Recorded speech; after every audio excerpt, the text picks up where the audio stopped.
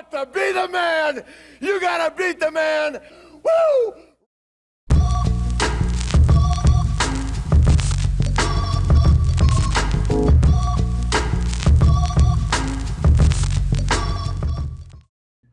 Welcome to the Local Pundit. I'm Josh Anthony. 5 aside, 5 strikes. Let's go. So, yesterday, gotta have some humble pie. Gotta tell you, I went all in on. I think that Declan Rice is going to go to Manchester City. Well, that didn't turn out the way I planned it. We're not in the know. I don't know anything. I just have an opinion. I'm sitting here in the States, but he's going to Arsenal for 105 million pounds, and it's going to be a record English spend right now. So, as I said, humble pie, got to take it. Hey, it happens. What's awesome about that is that happened within like 9 hours. So there you go. Rice is going to go to Arsenal. He's not going to Manchester City. That is a fantastic signing.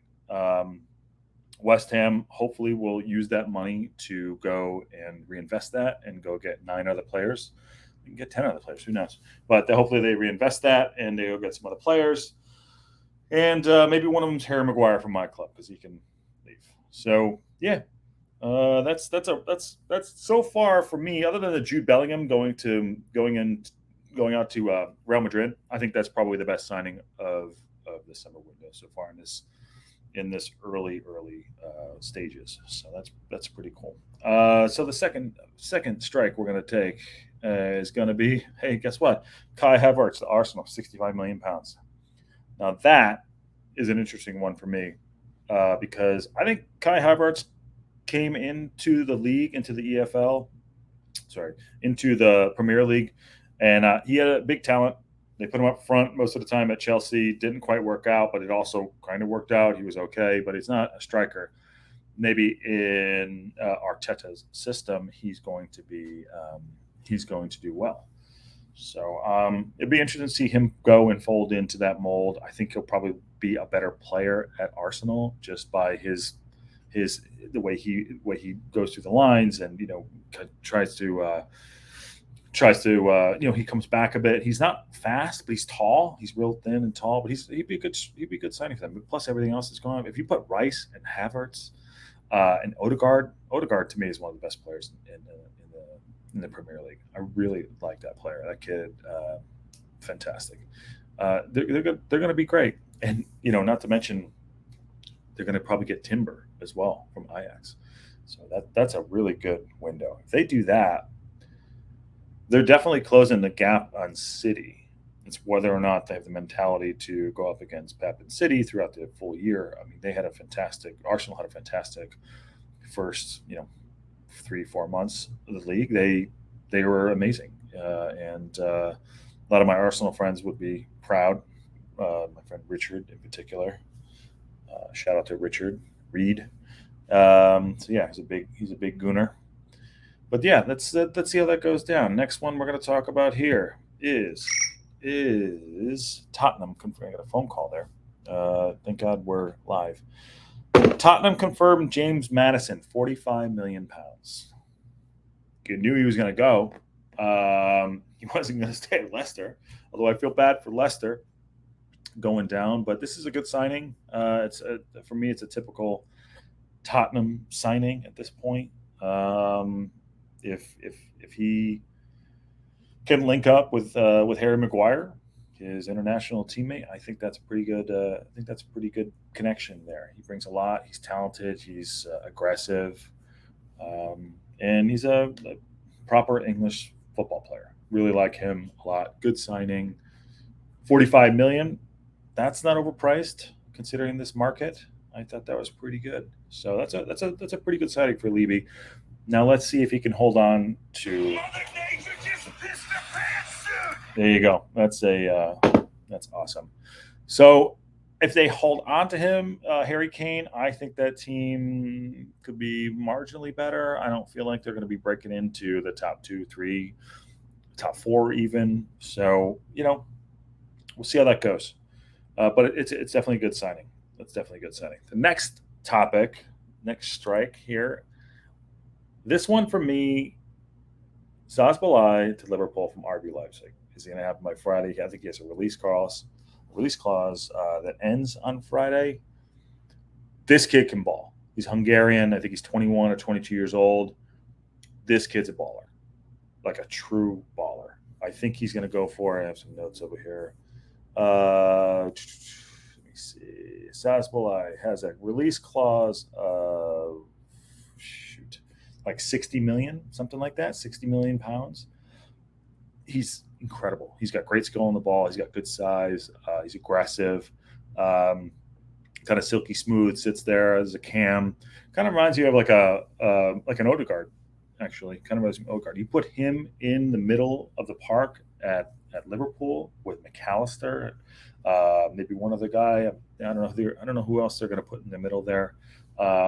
Possibly one of the youngsters, not sure, but you put them in there, and you have some guys up front that can score. Salah, that's a really good tidy midfield right there. Really tidy midfield. So I like that, and leave it up to Klopp to find the talent in Germany. He can go after it. He knows what's going on. He's locked in, and I feel like that's going to bring them back a bit. Now they need to sort out the defense at Liverpool. Yeah. What's the next topic? Here we go. End of an era. Football Manager comes to an end after 2024. So it's been 20 years. Rumor is the CEO came out and he said this is an end of an era. It's probably about time. The game is in-depth, dated, but we're moving on in regards to football games. And I played it. It's very in-depth. In my opinion, if I worked at a football club around the world, whoever is doing their recruiting or looking into who actually can, do the research on the talent pool in there from Brazil, Colombia, Argentina, even the States, Africa, like it's incredible that there's a cheat code for some of these clubs to go in and be like, oh, hey, I'll just do a search and see how it is, and then go find that play. So whoever did that is great. So Football Manager is coming to an end, and also FIFA. Not anyone FIFA out there. No, we're just I should put this on mute. My phone just keeps going off. But we're live, and I'm going to keep it going, and that's how it's going to work out. And that's what I love about this too. We're learning on the go. Look, we're learning on the go. I want to keep this natural and fluid. This is me. As anyone that actually knows me, they know I'm not very detail oriented. So, my phone going off in the middle of a live stream is awesome. That's probably, fine for now, but we're going to keep it real. What else is going on? So that's our 5 strikes for 5-a-side. And I'm going to give you a bonus strike for today. Bonus strike for today is going to go out to Sheffield FC. So I have spoken to the chairman at Sheffield FC, Richard Timms, great guy. Dylan Ralph, also a great guy. We have interviewed several of their people, also interviewed the manager, Ryan Cressy, great guy. They're a non-league football team, Sheffield FC, the world's first, the first football club recognized, and they're in Sheffield. And I feel like they need a shout out because they're going back to training today. They're very active on social media, and I feel like people should be watching this club, giving it its respect. I'm really a big admirer of Ryan Cresswell. We had a conversation, and Dylan and Jamie Yates we haven't spoke to yet, but he's also one of the assistant managers, and also Richard Timms. Great people. We're actually hoping to go and see them at some point in Sheffield, but they're back in training, making signings, and I feel like we need to keep an eye out on Sheffield FC because they're going to come and they're going to grow, and they're going to one day. I'm going to use this. They're going to pull a Wrexham. They're going to come back into the league, and just keep an eye out for them. So I'm going to give a special shout out, bonus strike today for Sheffield FC, and good luck to them. And hoping to have on Ryan Cresswell again, the manager, fantastic guy, former player. Hoping to have him on and talk about what they're doing over the summer and what next year is going to look like. So, that's my bonus strike for the day. All right, 5-a-side. See you guys tomorrow.